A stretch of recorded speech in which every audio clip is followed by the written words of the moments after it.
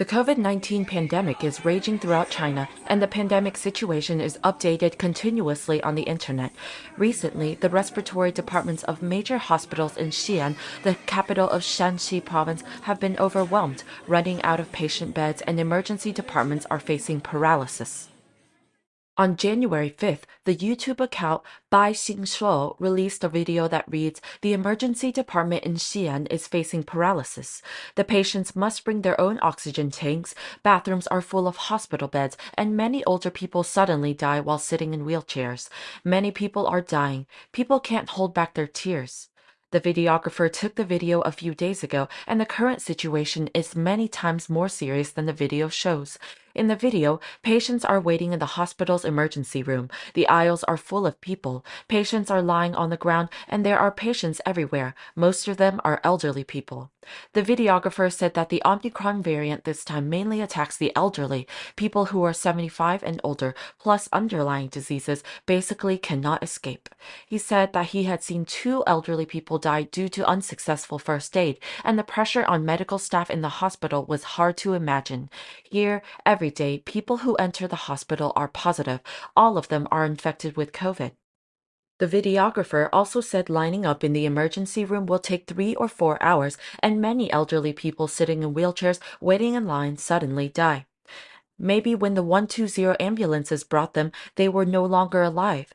There's not enough equipment. There's nothing doctors and nurses can do. There aren't enough ports for oxygen tubes, and there aren't enough beds. In another video, a man said that when ambulance emergency patients arrived at the hospital, there were no beds available. Old people brought to the hospital all bring oxygen bags with them and could only wait in the hospital lobby. There are no beds in the respiratory departments of major hospitals in Xi'an. The emergency department is all self-brought beds. On December 31st, the account Twitter Video China TVC posted a video saying that it is not an exaggeration to call the hospitals in Xi'an recently hell on earth. Medical resources are paralyzed, and patients' families kneel and beg for treatment. With a population of 15 million, Xi'an only has 300,000 beds, equivalent to 1 out of every 50. And the cremation has to wait 5 to 7 days. According to Xingtao, the operation of funeral homes in Xi'an, Shanxi province, has recently collapsed, with photos circulating on the internet showing the halls of Xi'an funeral homes packed with people in linen suits and mourning. They rushed to the counter, asking for check-in. In addition, the square outside the funeral home had thousands of family members waiting for the funeral. Mingpao reported that, according to a person familiar with the situation in Xi'an, the related problem have occurred for several days in a row. More than 300 bodies arrive daily. In the past, the funeral home only operated for half a day. Now it runs all day and still cannot handle the number of corpses waiting. A netizen in Xi'an said that an older adult recently died from the new coronavirus, but a local hearse was unavailable. The family had to hire an ambulance to take the body to the funeral home.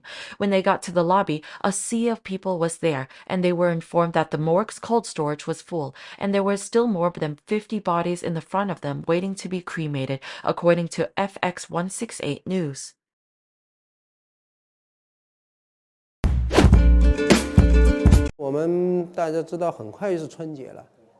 The Spring Festival is coming, and they are very likely to have new infections and severe cases due to the travel rush.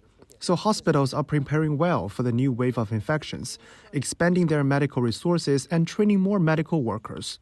The treatment and medical systems for severe cases in China are mature since it's been 3 years, and all hospitals are experienced in distinguishing people with underlying high risks, making treatment plans for patients with high risks and those in critical condition. But it's still necessary to train more medical workers and to raise their awareness of patients in critical condition and offer them treatment under the guidance of our country. Medicines like diazomectide are popular among people, as some of them believed Omicron XBB subvariant can cause diarrhea. What is your take on that? XBB subvariant appears to be more immune-evasive, thus more infectious.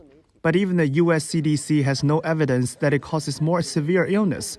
So it's a risk to buy and take those medicines such as antibiotics. For example, electrolyte replacement should be done with the advice of doctors in treating diarrhea according to its pathogeny. So I believe the best way is to ask your medical staff friends or relatives for advice before using them. People should also be positive, otherwise the blue mood will affect their immunity. Are there any challenges in containing COVID after China reopens the international travel industry? Theoretically, there will be more tourists traveling to China, as well as a new subvariant, which is the risk China has to take. But just like XBB, the new subvariant overall is related to Omicron. There is no evidence that it can cause more severe illness. Hospitals in China have done preparations for a long time for the travel rush of reopenness and the Spring Festival. I believe they can handle this. Moreover, China's National Health Commission is considerate and has also organized the top medical experts to provide guidance for ICU departments in every province, upgrading their treatment capability and the medical system to handle the coming challenges. We visited more than 10 hospitals in Sichuan and Yunnan, and they did well in helping people in critical condition, even though there is still room for improvement.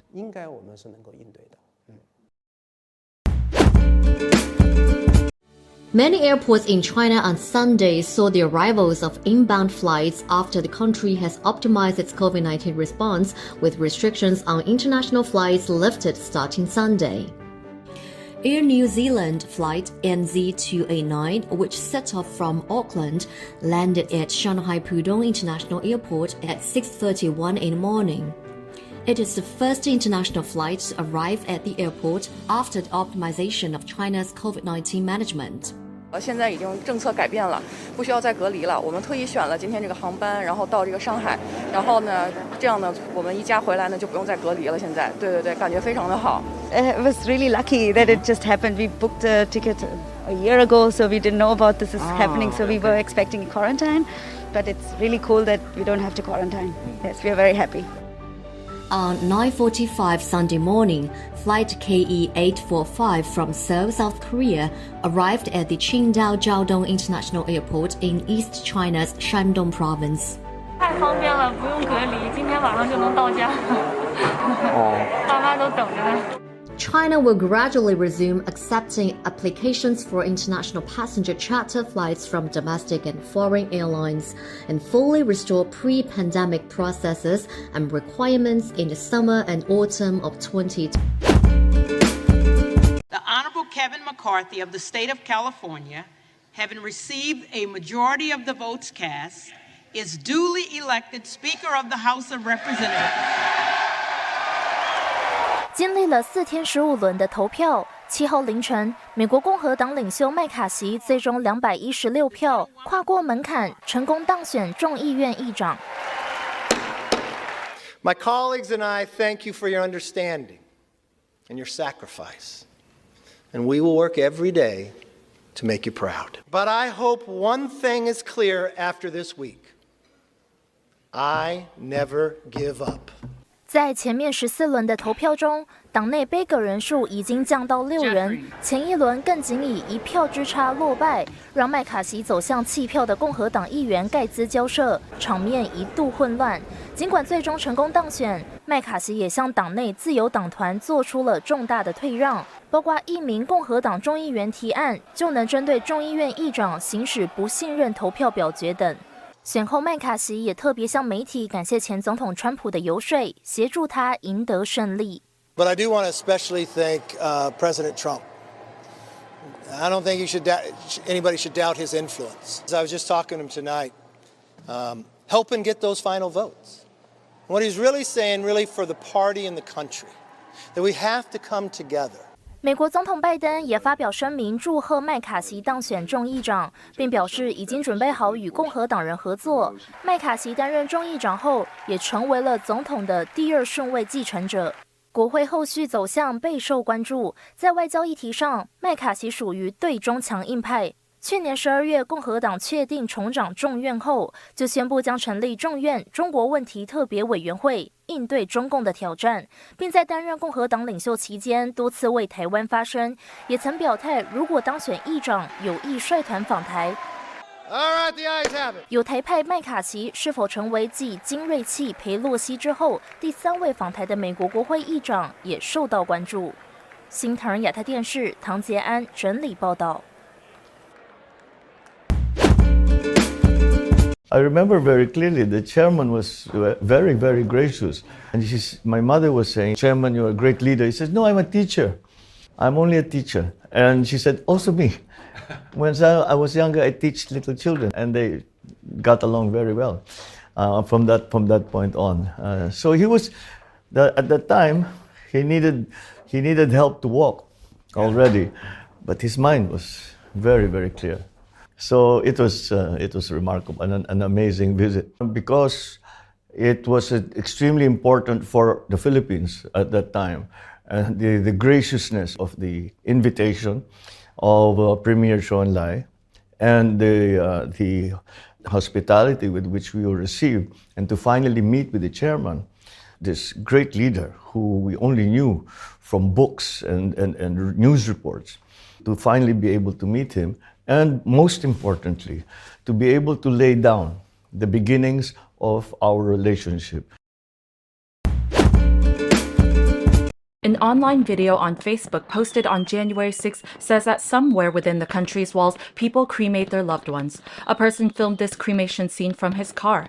The video shows more than 20 people in white mourning suits gathered before a loved one who had died and was burning inside a large fire on the corner of the street. The number of people wearing mourning clothes is enough to say that the deceased is an older adult in the family. Some people sit while others bow to the dead in the nearly 40 inches or 1 meter of high fire.